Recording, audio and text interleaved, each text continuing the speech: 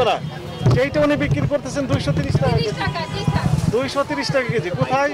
স্বপ্নিল পান্থপথের একটা রেস্টুরেন্ট, আর একটি নাম বলেছেন চারুলতা, এই রেস্টুরেন্ট। আরও কোনো রেস্টুরেন্টে দিচ্ছেন কিনা উনি এখনো স্বীকার দিচ্ছে না। তবে থানায় গিয়ে মামলা তো হবে এখন রেগুলার। পুলিশে যখন ইনভেস্টিগেট করবে ঠিক তখন সবগুলো আরো তথ্য বেরিয়ে আসবে যে কোন কোন রেস্টুরেন্টে ওনার দেন। তবে এক এক সময় এক এক কথা বলছেন। এখন বললেন উনি বাসায় নিয়ে যান, এখানে প্রায় 150 কেজির মতো মুরগি এখনো রয়েছে। এত কেজি মুরগি কি ওনার বাসায় নিয়ে যাবেন? এটা কি বাসার জন্য? এটি বাসার, এটা কি বাসা? নো, এটা তো দোকান, ব্যবসা প্রতিষ্ঠান।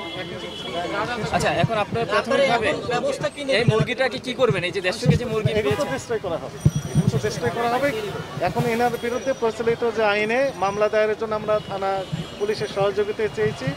মহাপরিচালক মহোদয় নির্দেশনা দিয়েছেন যে এর বিরুদ্ধে এই প্রতিষ্ঠানের যেনারা জড়িত আছেন তাদের বিরুদ্ধে আইনের যে সর্বোচ্চ প্রয়োগ আছে, সর্বোচ্চ শাস্তি নিশ্চিত করবে, যে সকল ধারায় পড়ে সবগুলো ধারায় তার বিরুদ্ধে যাবে।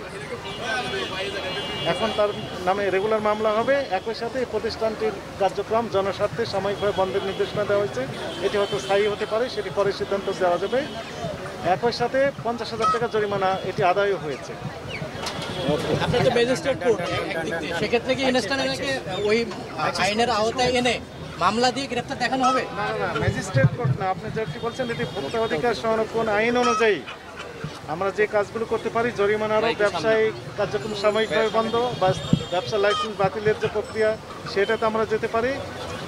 তো এটি জরিমানা আরোপ করা হয়েছে এবং ব্যবসায়িক কার্যক্রম সাময়িকভাবে বন্ধ রাখার নির্দেশনা দেওয়া হয়েছে, নিশ্চিত করা হবে এটি।